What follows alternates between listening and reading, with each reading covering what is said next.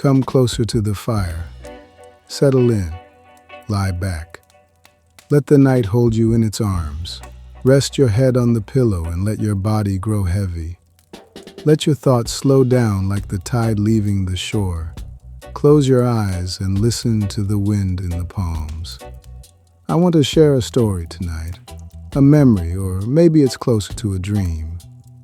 I'm not here to tell you what's true or false, only what felt real in the heat of it all. I'm an old rastaman now. My beard is gray, my hair is long, matted, twisted with time and salt and dust. I've seen too many suns rise over the hills of St. Andrew, watched too many friends get swallowed by Babylon. Tonight I feel like talking. I light my chalice. The smoke rises and curls, ancient spirits dancing above the flames. Breathe it in if you want. Let it loosen your chest.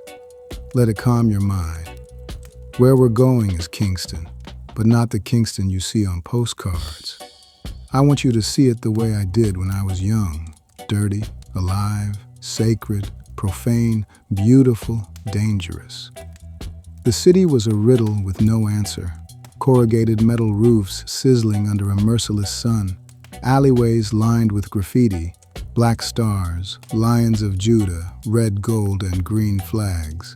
Words that said Jah lives dripping in paint. The air was thick with salt wind from the sea, diesel fumes from old minibuses, sweat, ganja smoke, and the scent of spices roasting in the market. Every street had its own rhythm, taxi horns beeping, men shouting greetings in patois, drums beating behind zinc fences, reggae leaking from cracked speakers, guitar chords drifting on the breeze like the promise of something better. I was there. Just a boy, 12 years old, skinny with skin the color of polished mahogany and eyes too big for my face. I slept on a cot in a shack so small I could touch both walls at once. The roof was rusted tin that let the rain drip on my feet. Nights were hot and thick with mosquitoes buzzing in my ears. I lay awake, listening to my mother breathing, counting the holes in the wall, dreaming. Always dreaming of escape, but not to Miami or London. My escape was sound. I wanted a guitar. That was all. The way some men want gold or women or power, I wanted 6 strings and a hollow body. I'd seen the Rastas on the corner, dreadlocks tied back, strumming in the shade, talking about Africa. Their music was more than music. It was a weapon, a prayer, a map home. I wanted that. Money was a rumor in our house. My mother sold spices in the market, came home with coins that barely bought flour and saltfish. My father was a ghost who left for England and never came back. So, when the chance came to earn a little money, even a little, I took it, even if it meant dealing with devils, even if it meant dancing on the edge of trouble. It was Kingston hot that day. The sun sat in the sky like an angry judge. The street shimmered. Flies buzzed around my mother's stall. My shirt clung to my back with sweat. That's when he walked up. They called him Big Man, not his real name, but everyone used it. Broad shoulders, sharp eyes, a gold tooth that flashed when he smiled, which wasn't often. He moved with the slow confidence of someone who owned fear. He bought pepper from my mother without haggling, dropped heavy coins into her hand. Then he looked at me. "You can run fast?" he asked. I swallowed and nodded. My mother gave me a look that could strip bark from a tree. "He don't need no trouble," she said. Big Man smiled slowly. "No trouble, just an errand." He held out a small brown package, paper-wrapped, twine-tied. "Take this to Charles Street, the shop with the green shutters. Tell them Big Man sent you. Come back and you get paid." My mother hissed air between her teeth. "Leave us out of your foolishness. but my eyes were on the package. I knew what it probably was. Everyone did. But I also knew Mama needed money. I took it. I ran through Kingston's arteries, past the vendors shouting prices, past school children kicking a battered football, past men huddled in doorways, reasoning about Marcus Garvey and repatriation. The package felt heavier than it was, heavy with risk, heavy with consequence. I held it tight, my heart pounding like a Nyabingi drum. The sun burned my shoulders. Dust rose with every footstep, but I didn't stop. When I reached the shop, the man behind the counter didn't even blink. He took the package, nodded once, handed me a single coin, told me to go. I didn't wait. I ran all the way back, lungs burning, sweat soaking me. When I arrived, the big man was still there. He laughed, showing that gold tooth.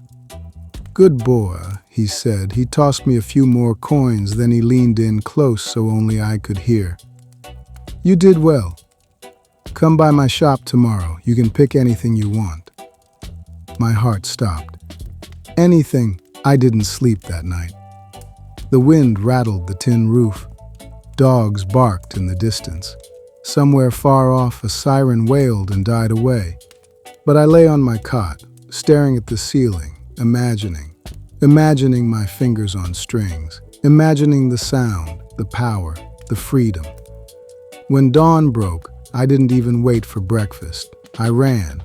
Big Man's shop was a cave of temptation. Radios, watches, knives, shoes from Miami, shelves of shining liquor bottles, gold-plated lighters. And there, half hidden under a dirty tarp, was an old acoustic guitar. Its body was scarred. The finish was cracked. Strings were missing. But to me, it was beautiful. Big Man watched me study it. He laughed. "That old thing? You sure? You could take something real, something valuable." I didn't answer. I just picked it up. It felt right, heavy in the right way, balanced. I think he understood. He shrugged. "All right, yours." I nodded, holding it close, and I ran all the way home, clutching it like stolen gold. My mother didn't say much when she saw it, just shook her head. She knew what I had done to get it, but she also knew why. She sighed that long, tired sigh that carried years of worry. She turned back to her cooking. That was her blessing. That night I sat outside under the stars. Kingston was quiet except for the dogs barking and the far-off sound of drums. I strummed the 3 strings it had left. They were out of tune, buzzing and sharp. But I didn't care. I closed my eyes and heard the song it would play when I fixed it, when I learned, when I stood on the corner playing for anyone who would listen, when I used it to speak truth, when I used it to remember who we were. That was a long time ago. I've had many guitars since, some cheap, some fine. Played on street corners and in smoky bars. Played at weddings and funerals, watched Babylon burn and rebuild itself 100 times over, watched friends get rich, watched friends die, smoked with prophets and fools alike, shared fires with strangers who became brothers. But I never forgot that first guitar. I never forgot the way Kingston smelled at dusk, the mix of salt wind and hot tar, the sound of radios crackling with reggae, the rustle of palm trees in the wind, the taste of fear and hope in the back of your throat, the way the city felt like it was alive, breathing, waiting, judging you, testing you, forgiving you when you least expected it. Being Rasta isn't just hair and smoke. It's a promise you make to yourself that you'll see the world for what it is, that you'll try to stay free in a place that wants you chained, that you'll speak truth even when your voice shakes, that you'll remember Africa, even if you've never set foot there. That you'll treat every man like your brother, every woman like your sister. That you'll live humble but proud. That you'll know Babylon when you see it. And you'll know when to fight and when to walk away. We used to sit for hours under almond trees, reasoning about these things.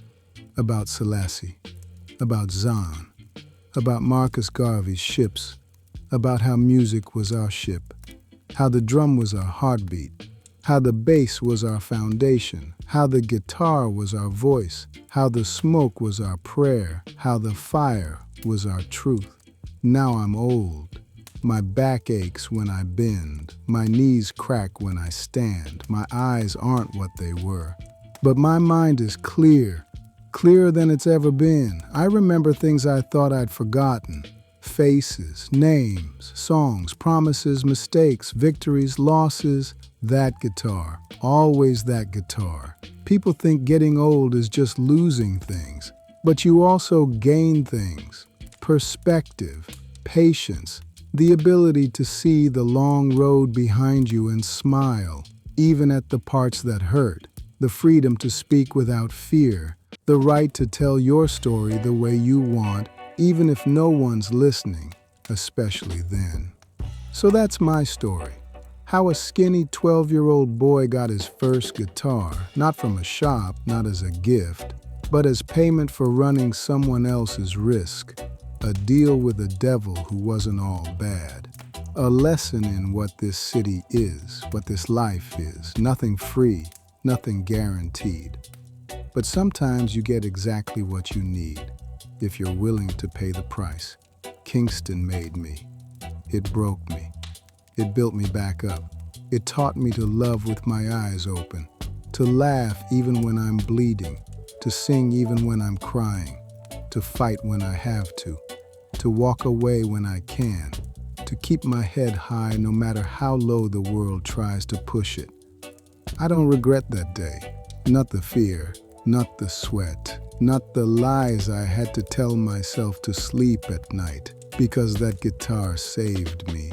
It gave me a voice, it gave me purpose, it gave me freedom, even if just for a few minutes at a time. So if you're still awake, lying there with your head on your pillow, listening to the wind outside your window, remember this. We all carry our own Kingston inside us, our own deals, our own demons, our own guitars, our own songs waiting to be played. Don't be afraid to pick it up.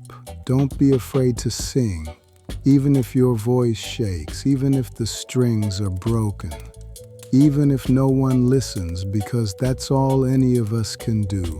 Tell our stories, play our music, light our fires, share our smoke, hope someone else finds a little bit of truth in it.